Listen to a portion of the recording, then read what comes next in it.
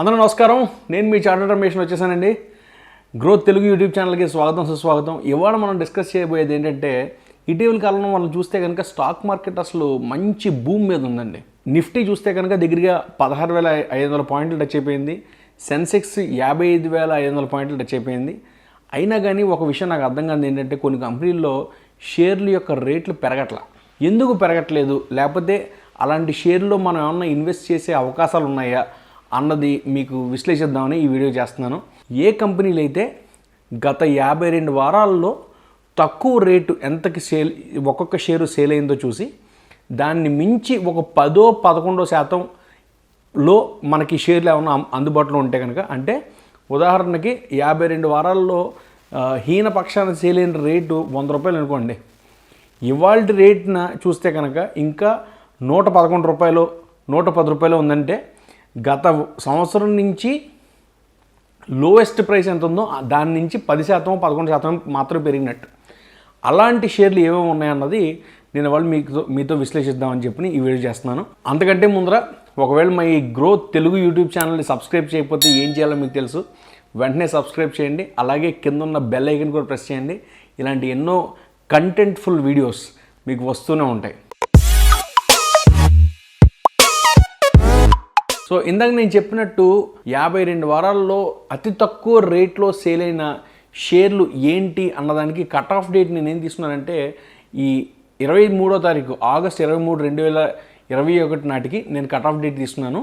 అంటే ఆగస్ట్ 23, 2021 నుంచి గత 1 ఇయర్లో అంటే 52 వారాల్లో ఏ షేర్లు అయితే కనుక తక్కువలో సేల్ అయ్యాయి, మళ్ళీ అవి ఎక్కువగా పెరగట్లేదు, పెరిగినా కానీ మహా అయితే 10% పెరుగుతున్నాయి, లేకపోతే 11% పెరుగుతున్నాయి, ఇలాంటి షేర్లు మాత్రమే నేను మీ దగ్గర తీసుకొస్తున్నాను అనమాట. అది మీరు గుర్తుంచుకోవాల్సిన విషయం. ఇంకొక ముఖ్యమైన విషయం, నేను మాట్లాడేది mid cap companies small cap companies గురించో కాదండి, ఒట్టి లార్జ్ క్యాప్ కంపెనీస్లో గురించి మాత్రమే మాట్లాడుతున్నాను. అది కూడా వాళ్ళ ఫండమెంటల్స్ చాలా స్ట్రాంగ్గా ఉండి, వాళ్ళ రిటర్న్ ఆన్ ఎక్విటీ చూస్తే కనుక 15% కంటే ఎక్కువ ఉండి, లేకపోతే డెట్ ఈక్విటీ రేషియో 0.5% కంటే తక్కువ ఉన్న కంపెనీలు, ఇలాంటి సెలెక్టివ్ కంపెనీస్ గురించి మాట్లాడుతున్నాను. అంటే ఫండమెంటల్స్ చాలా బాగున్నాయి కానీ షేర్ యొక్క రేట్ పెరగట్లేదు. ఇలాంటి పరిస్థితి ఉన్న కంపెనీస్ గురించి మాత్రమే నేను వాళ్ళు మాట్లాడడానికి నిర్ణయించుకున్నాను అనమాట. అయితే ఇంకొక ముఖ్యమైన విషయం అండి, 52 వారాల్లో తక్కువలో ట్రేడ్ అయిన రేట్ ఎంత అన్నది చెప్తున్నప్పుడు నా ఉద్దేశం ఏంటంటే, ఇంతకు మించి పెరగదని కాదు, లేకపోతే 52 వారాల్లో ఎంత తక్కువ రేట్లో ఉంది, ఈ రేటు నుంచి 10%-11% మాత్రమే పెరిగిందంటే ఇక్కడి నుంచి పెరగదని కాదు, ఖచ్చితంగా పెరిగే అవకాశాలు ఉంటాయి. అలాగే 52 వారాల్లో హయ్యెస్ట్ రీచ్ అయిందంటే కనుక అక్కడి నుంచి షేర్ రేటు పడదని కాదు. నేనేం చెప్తున్నానంటే, ఉన్న షేర్లలో ఏది తక్కువగా ట్రేడ్ అయింది, మనం కొనుక్కోవడానికి ఏమన్నా వెసులుబాటు ఉందా తక్కువ రేట్లో అన్నది మాత్రమే నేను ఇక్కడ చర్చించబోతున్నాను. నా ఉద్దేశం ఏమి ఖచ్చితంగా ఈ రేట్లు ఇంకా పెరగవనో, లేకపోతే ఖచ్చితంగా ఇక్కడి నుంచి మంచి హైప్ వచ్చి పెరుగుతాయనో మాత్రం కాదు. ఒట్టిగా ఉన్న సిచ్యుయేషన్ ఏంటన్నది చెప్తున్నాను. వీటిని పెట్టుకుని మీకు షేర్లు కొనాలా అమ్మాలా అన్న సలహాలు ఇవ్వడానికి అయితే నేను ఎక్కడ లేను. ఆ కొనాలా అమ్మాలా అన్న నిర్ణయాలు మాత్రం మీ సొంతంగా మీరు అనలైజ్ చేసుకుని దాని తర్వాత డెసిషన్స్ తీసుకోండి. నేను ఓన్లీ మీకు ఏ కంపెనీల యొక్క షేర్లు 52 వారాల్లో తక్కువ రేటుకి ఎంతకి సేల్ అయ్యాయో దాని నుంచి మహా అయితే 10%-11% పెరిగిన షేర్ల గురించి మాత్రమే నేను వాళ్ళు చెప్పబోతున్నాను. సో వీటిల్లో మొట్టమొదటి కంపెనీ ఏదైతే కనుక 52 వారాల్లో తక్కువగా ట్రేడ్ అయింది, ఆ రేట్ నుంచి మహా అయితే 11% పెరిగింది, ఆ షేర్ ఏంటంటే కనుక బేయర్ క్రాప్ సైన్స్ లిమిటెడ్ అండి. అసలు ఈ కంపెనీ ఏం చేస్తుందని చూస్తే కనుక, బేయర్ అనే కంపెనీ మీ అందరికీ తెలిసే ఉంటుంది, అగ్రికల్చరల్కి రిలేటెడ్గా ఉన్న కెమికల్స్ అన్నిటిని మ్యానుఫ్యాక్చర్ చేయడం, లేకపోతే ఎరువులు, లేకపోతే పెస్టిసైడ్స్, ఫెర్టిలైజర్స్ ఇవన్నీ కూడా మ్యానుఫ్యాక్చర్ చేయడంలో ఈ కంపెనీ జనరల్గా పార్టిసిపేట్ చేస్తూ ఉంటుందన్నమాట. ఇది ఈ కంపెనీ యొక్క మెయిన్ ఆపరేషనల్ యాక్టివిటీ.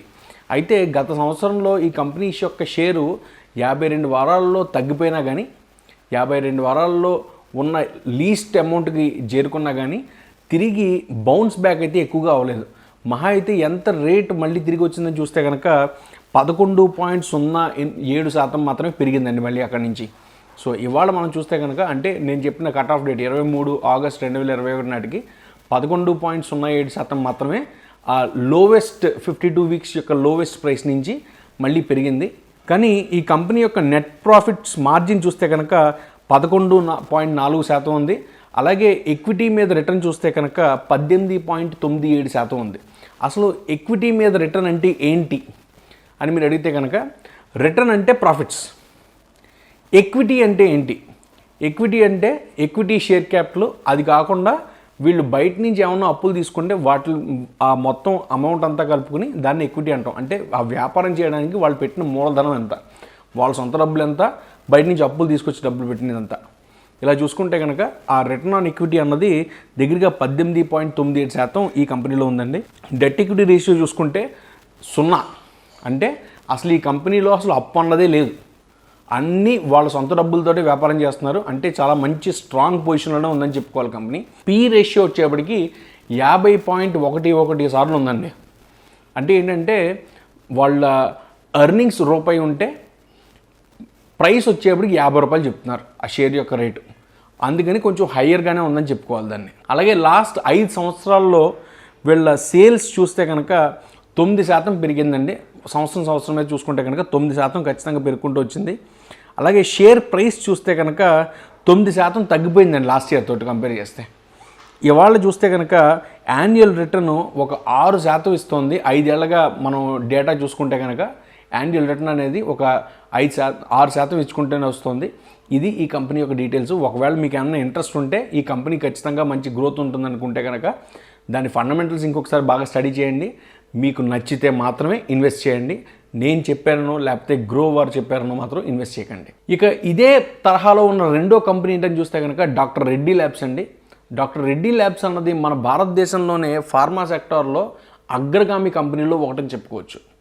ఈ కంపెనీ ప్రస్తుతానికి రేట్ ఎంతలో ట్రేడ్ అవుతుందని చూస్తే కనుక గత 52 వారాల్లో లోయెస్ట్ ప్రైస్ ఎంత ఉందో అక్కడి నుంచి దగ్గరగా 9% మాత్రమే పెరిగిందండి రేటు, దాని మించి పెరగలేదు. సో ఇది కూడా తక్కువగానే ట్రేడ్ అవుతుంది ఇప్పుడు అని చెప్పి చెప్పుకోవచ్చు మనం. సో ఈ కంపెనీ యొక్క డీటెయిల్స్ చూస్తే కనుక నెట్ ప్రాఫిట్ మార్జిన్ అన్నది 10.26% ఉంది.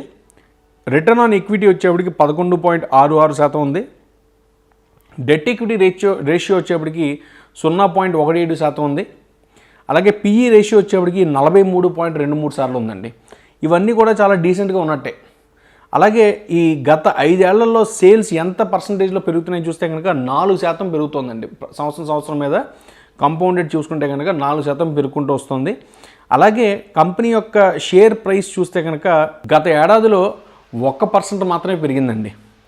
అండ్ లాస్ట్ 5 ఏళ్లలో చూసుకుంటే కనుక ఈ కంపెనీలో ఇన్వెస్ట్ చేసిన వాళ్ళకి రిటర్న్స్ వచ్చేప్పటికి 8% వస్తున్నాయి.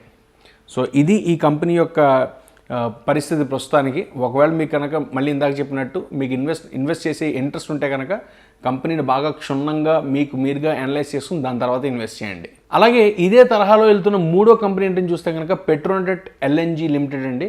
ఇది నిజానికి గవర్నమెంట్ వారి యొక్క సంస్థ. ఇది ఏం చేస్తుందంటే కనుక oil and gas production and డిస్ట్రిబ్యూషన్లో ఈ కంపెనీ వర్క్ చేస్తుంది. సో ఈ కంపెనీ యొక్క ఆల్ టైమ్ లో అంటే లాస్ట్ 52 వీక్స్లో ఎంత తక్కువ ఉందో అంత నుంచి మళ్ళీ పెరుగుదల ఎంత ఉందని చూస్తే కనుక దగ్గరగా 8.9% మాత్రమే పెరిగిందండి రేటు, దానికి మించి పెరగలేదు. అయితే ఈ కంపెనీ యొక్క ప్రాఫిట్లు ఎట్లా ఉన్నాయి, రిటర్న్ ఆన్ ఈక్విటీ ఎట్లా ఉందన్నది ఒకసారి చూద్దాం. ఈ కంపెనీ యొక్క ప్రాఫిట్స్ చూస్తే కనుక నెట్ ప్రాఫిట్ మార్జిన్ అన్నది 11.29% ఉందండి. అలాగే రిటర్న్ ఆన్ ఈక్విటీ చూస్తే కనుక 25.64% ఉంది. అలాగే డెట్ ఈక్విటీ రేషియో చూసుకుంటే కనుక 0.28 ఉంది. అలాగే పిఈ రేషియో వచ్చేప్పటికి 10.89 ఉందండి. అలాగే గత 5 సంవత్సరాల్లో సేల్స్ చూస్తే కనుక 1% తగ్గింది నిజానికి. అలాగే గత ఏడాది చూస్తే కనుక షేర్ ప్రైజు 9% తగ్గిపోయిందండి గత ఏడాదితో కంపేర్ చేస్తే కనుక. అలాగే 5 ఏళ్లలో చూసుకుంటే కనుక ఈ కంపెనీ నుంచి వచ్చే రిటర్న్ దగ్గరగా 6% ఉందండి. సో ఈ కంపెనీ బాగానే పెర్ఫామ్ చేస్తుందని చెప్పుకోవచ్చు. కాకపోతే సేల్స్ అనేవి కొంచెం తగ్గుతున్నాయి, అందుకని కొంచెం మేబీ షేర్ ప్రైస్ మళ్ళీ ఇంకా పెరగకపోవడం కారణమేమో అని చెప్పి నేను అనుకుంటున్నాను. ఇదే తరహాలో ఉన్న 4వ కంపెనీ ఏంటి అన్న చూస్తే కనుక హీరో మోటార్ కార్ప్ అండి. అంటే మనం కొనుక్కునే హీరో బళ్ళు ఉన్నాయి కదా, ఆ బళ్ళ మ్యానుఫ్యాక్చరింగ్ కంపెనీ అనమాట. ఈ కంపెనీ బేసికల్గా ఈ 2 వీలర్స్ మ్యానుఫ్యాక్చరింగ్లో ఉంది. ఈ కంపెనీ యొక్క రేటు 52 వారాల కంటే తక్కువ ఎంత ఉందో అంత నుంచి దగ్గరగా 0.92% మాత్రమే పెరిగింది. అంటే 1% కూడా లోయెస్ట్ ప్రైస్ నుంచి పెరగలేదు. ఈ కంపెనీ యొక్క ప్రాఫిట్స్ ఎట్లా ఉన్నాయి అన్నీ చూసుకుంటే కనుక నెట్ ప్రాఫిట్ మార్జిన్ అన్నది 9.08% పెరిగింది. అలాగే రిటర్న్ ఆన్ ఈక్విటీ వచ్చేప్పటికి 18.73% ఉందండి. అలాగే డెట్ ఈక్విటీ రేషియో వచ్చేప్పటికి 0.04 మాత్రమే ఉంది. అంటే అసలు నిజానికి లేనట్టే చెప్పుకోవాలి. అలాగే ఈ వాల్యుయేషన్ చూస్తే కనుక పిఈ రేషియో అన్నది 17.19 సార్లే ఉందండి. అది చాలా మంచి నెంబర్ అని చెప్పుకోవాలి. అంటే నేను రూపాయి సంపాదిస్తే నా కంపెనీ యొక్క షేర్ వచ్చేప్పటికి 17 రూపాయల్లో ఉందన్నమాట. సో ఇది మంచి నెంబర్ అని చెప్పుకోవచ్చు. అలాగే గత 5 ఏళ్లలో ఎంత పెరుగుకుంటూ వస్తుంది సేల్స్ అన్నది చూస్తే కనుక 5 ఏళ్లలో 2% పెరిగిందండి ఇప్పటిదాకా. ఇది మంచి గ్రోత్ అని చెప్పుకోవచ్చు. కానీ ఇంకో పక్కన చాలామంది భయపడేది ఏంటంటే రాబోయే కాలంలో అందరూ కూడా ఎలక్ట్రిక్ సైకిల్స్ మీద మొగ్గు చూపుతున్నారు. అలాంటి పరిస్థితుల్లో ఈ కంపెనీ యొక్క బైక్స్ ఎవరు కొంటారు, లేకపోతే ఈ కంపెనీ వచ్చి ఎలక్ట్రికల్ సైకిల్స్లోకి లేకపోతే ఎలక్ట్రికల్ బైక్స్లోకి ఇన్వెస్ట్ చేయడానికి ట్రై చేస్తున్నారా, ఆ సెగ్మెంట్లోకి వెళ్ళాలని చూస్తున్నారా, ఆల్రెడీ ఆ సెగ్మెంట్లో ఉన్నారు కాదన్ను, కానీ దాని మీద ఎక్కువ కాన్సన్ట్రేట్ చేయబోతున్నారా లేదా అన్న కారణాల మీద ఈ కంపెనీ షేర్ ఎదగకుండా ఉండడానికి ఏమన్నా స్కోప్ ఉందా అన్నది కూడా మనం ఒకసారి విశ్లేషించుకోవాలి. అలాగే గత ఏడాదిలో 1 సంవత్సరంలో ఈ కంపెనీ యొక్క రిటర్న్ ఎంత వచ్చింది అంటే ఒక 100 రూపాయలు ఎవరైనా ఇన్వెస్టర్ పెడితే కనుక వాళ్ళకి ఈ సంవత్సరం వాళ్ళ వాల్యూ ఎంత ఉందని చూస్తే కనుక 11% తగ్గిపోయిందండి. అంటే గత ఏడాది 100 రూపాయలు ఇన్వెస్ట్ చేస్తే ఈ ఏడాది 89 రూపాయలు మాత్రమే ఉందన్నమాట. అదే 5 ఏళ్లలో చూసుకుంటే కనుక కాంపౌండెడ్ రేట్లో చూసుకుంటే దగ్గరగా 4% తగ్గిపోయింది రేటు. అంటే 5 ఏళ్ల క్రితం 100 రూపాయలు పెట్టిన వాళ్ళకి ఇవాళ ఆ కంపెనీలో షేర్ వాల్యూ చూస్తే కనుక 96 రూపాయలు మాత్రమే ఉందని అర్థం చేసుకోవాలి మనం. సో ఇది ఈ కంపెనీ యొక్క ఈ షేర్ పరిస్థితి. ఒకవేళ మీకు ఇంట్రెస్ట్ ఉంటే కనుక మీరు బాగా అధ్యయనం చేసి దాని తర్వాత మాత్రం ఇన్వెస్ట్ చేయండి. ఇదే బాణీలో వెళ్తున్న లాస్ట్ కంపెనీ ఏంటని చూస్తే కనుక Aurobindo pharmacy.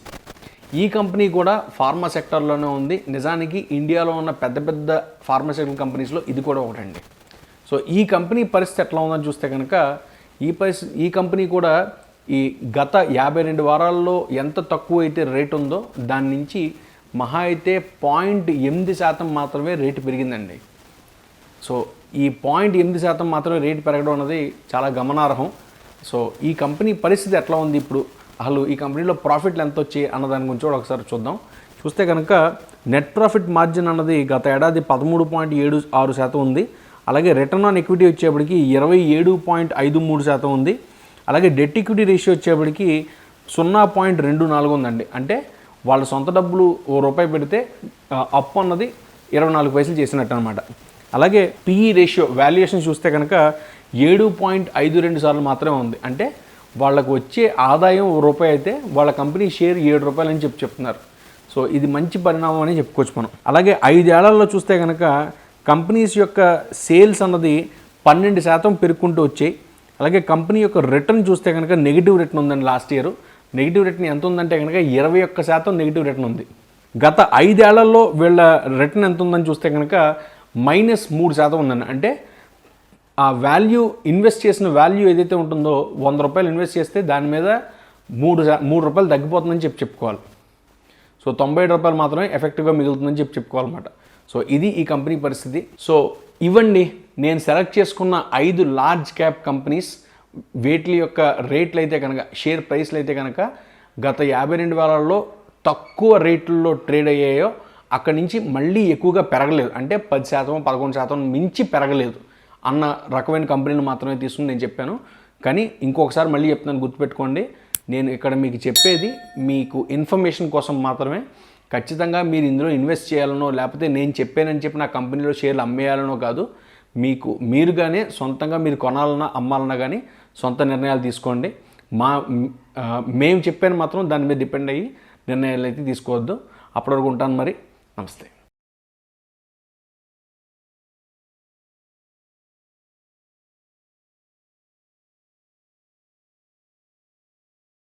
Investment in securities market are subject to market risks. Read all the related documents carefully before investing. Please read the risk disclosure documents carefully before investing in equity shares, derivatives, mutual fund, and or other instruments traded on the stock exchanges.